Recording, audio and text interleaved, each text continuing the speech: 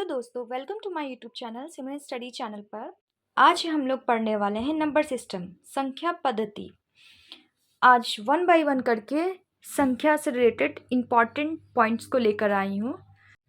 हाँ, तो चलिए स्टार्ट करते हैं। पहली संख्या पद्धति में पहली संख्या है प्रकृत संख्या यानी नेचुरल नंबर।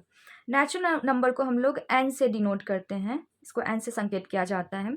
नेचर में यानी प्रकृति में जितनी भी वस्तुएं होती हैं, जब हम लोग गिनने लगते हैं, जैसे हमारा बहुत सारी यहाँ पर पेड़ है, तो यहाँ पर एक पेड़, दो पेड़, तीन पेड़, या बहुत सारे बच्चे तो एक बच्चे, दो बच्चे, तीन, इस तरह से जब भी हम लोग काउंटिंग वन से शुरू करते हैं तो वन से लेकर नंबर ऑफ इन्फिनिटिव टर्म तक जाते हैं, यानी अनंत तक वो संख्या चला जाता है, तो इसी को हम लोग कहते हैं प्रकृत संख्या यानी नेचुरल नंबर। पूर्ण संख्या क्या होता है? तो पूर्ण संख्या कुछ नहीं, प्रकृत संख्या में बस जीरो को ऐड कर लिया जाता है, जीरो को इंक्लूड कर दोगे, शामिल कर दोगे, तो वो आपका पूर्ण संख्या हो जाएगा। इसको हम लोग डिनोट करते हैं डब्ल्यू से। ठीक है, होल नंबर, होल का मतलब पूरी संख्या। पूर्णांक संख्या क्या होता है?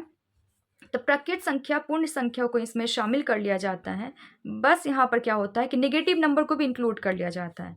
तो यहाँ +-1, +-2, +-3, +-4 अप टू इन्फिनेटिव, यानी +-इन्फिनेटिव तक चला जाएगा तो वो मेरा पूर्णांक संख्या होगा। इसको हम लोग डिनोट करते हैं Z से। इसी को इंग्लिश में कहा जाता है इंटीजर, इंटीजर्स। ठीक है, परिमेय संख्या क्या होता है? यानी रैशनल नंबर। रैशनल नंबर क्या होता है ना, जो p/q के फॉर्म में हो। ठीक है, p/q के फॉर्म में हो। बस यहाँ पर शर्त होना चाहिए, शर्त क्या होगा कि p तो हमारा इंटीजर होगा। p क्या होगा? p हमारा इंटीजर हो सकता है, यानी कि पूर्णांक हो सकता है। ठीक है, इसमें सारा नंबर आ सकता है, but q does not equal to 0। ठीक है, यहाँ पर आप -1/2 ले लो, या 1/2 ले लो, या 2 ही क्यों ना लो, नीचे में 1 तो छुपा होगा। नीचे आपका डिविजिबल में 0 नहीं आना चाहिए। क्या नहीं आना चाहिए? 0 नहीं आना चाहिए। अगर ऐसा मैं लिख दूँ 2/0, तो ये मेरा क्या हो जाएगा? अनडिफाइन हो जाएगा। क्या हो जाएगा? अनडिफाइन। तो परिमेय संख्या क्या होता है? p/q के फॉर्म में हो, यानी कि आपका अंश बटा हर के रूप में होना चाहिए, बट शर्त होना चाहिए कि q does not equal to 0। q integer होगा लेकिन 0 नहीं शामिल होगा। ठीक है, परिमेय संख्या क्या होता है ना, परिमेय संख्या यानी इरेशनल नंबर। ठीक है, इरेशनल नंबर,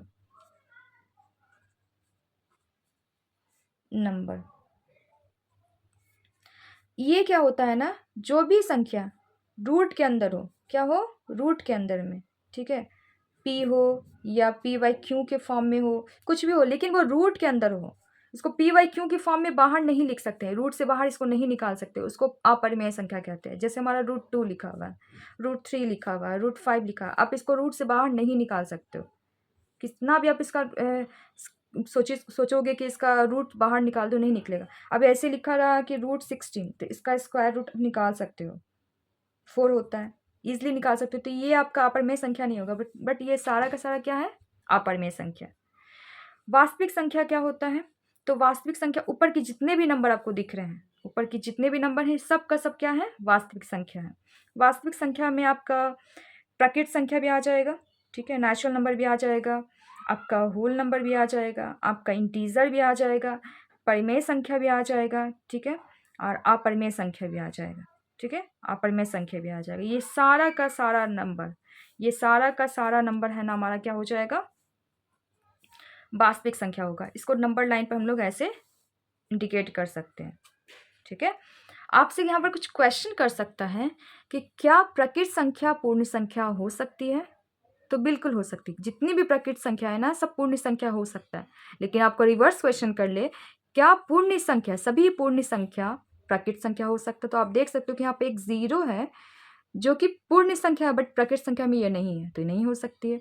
फिर क्वेश्चन करेगा, क्या पूर्णांक संख्या पूर्ण संख्या हो सकता है? तो सारा पूर्णांक संख्या पूर्ण संख्या नहीं हो सकता, लेकिन जितने भी पूर्णांक संख्या, जितने भी पूर्ण संख्या है वो पूर्णांक संख्या हो सकता है। इसी तरह आपसे क्वेश्चन कर सकता है कि जितने भी प्राकृत संख्या है, पूर्ण संख्या या पूर्णांक संख्या, परिमेय संख्या हो सकते हैं? तो बिल्कुल हो सकते हैं, क्योंकि ये सारा नंबर से ही हमारा परिमेय संख्या बना हुआ है। ठीक है, अपरिमेय संख्या, ठीक है, तो अपरिमेय संख्या क्या, परिमेय संख्या अपरिमेय संख्या हो सकता है? तो ऐसा बिल्कुल ही नहीं हो सकता है, क्योंकि रूट से बाहर निकल जाएगा तो वो परिमेय संख्या बन जाएगा, अपरिमेय संख्या रहेगा ही नहीं। ठीक है। तो परिमेय, इस पे आप सिंपली कह सकते हो कि वास्तविक संख्या परिमेय और अपरिमेय संख्या का ही योग होता है। योग नहीं तो मतलब उसमें शामिल होता है। परिमेय संख्या अपरिमेय संख्या को एक जगह कर दोगे तो वो वास्तविक संख्या बनेगा, यानी रियल नंबर बनेगा, रियल नंबर। अब यहाँ पर देखो सम संख्या क्या होता है। सम संख्या क्या होता है? सम संख्या, सम संख्या क्या होता है? तो वे सारी संख्या है ना जो 2 से भाज्य होते हैं, वे सभी संख्याएं जो 2 से पूर्णतः विभाजित हो, उसे सम संख्या कहते हैं। क्या कहते हैं? सम संख्या। सम संख्या को ही हम लोग कहते हैं इवन नंबर, इवन नंबर। ठीक है, जितनी भी संख्या जो 2 से विभाजित होते हैं वो सब के सब सम संख्या होते हैं। जैसे कि आप 2 से कौन कौन नंबर विभाजित होगा चेक कैसे करोगे, तो ये आगे आने वाली वीडियो में इसको पढ़ाऊंगी मैं, डिविजिबिलिटी जो टेस्ट होते हैं वो पढ़ाने वाली हूँ, बट यहाँ पर समझा देती हूँ कि कोई भी संख्या के इकाई स्थान पर, यानी कि वंस प्लेस पर 0, 2, 4, 6, 8, इनमें से कोई भी आपका डिजिट आ जाए, कोई भी अंक आ जाए, वो सब का सब क्या होता है? सम संख्या होता है। जैसे एग्जाम्पल में ले लूँ 64, तो देखो इसके इकाई अंक पर कितना है? 4 है, तो ये हमारा सम संख्या। अब 2 यहाँ पर रख दिया तो सम संख्या। अब क्या ये पूरा संख्या सम होगा? तो देखिए इसके वन प्लेस पर चेक करो, नहीं है, इसमें से कोई नहीं है, 3 है, तो ये आपका विषम संख्या हो जाएगा। अब जैसे मैं यहाँ पर 0 रख दूँ तो देखो 0 है, तो ये सम संख्या हो जाएगा। समझ रहे हो? विषम संख्या से इसका है ना सम संख्या का उल्टा होता है। वे सभी संख्याएं जो 2 से पूर्णतः विभाजित ना हो, ठीक है, उसे हम लोग कहते हैं विषम संख्या, यानी ऑड नंबर। ऑड नंबर जो 2 से विभाजित नहीं हो, 2 से डिवाइड ना हो, भाग ना हो, वो सब क्या होता है? विषम संख्या।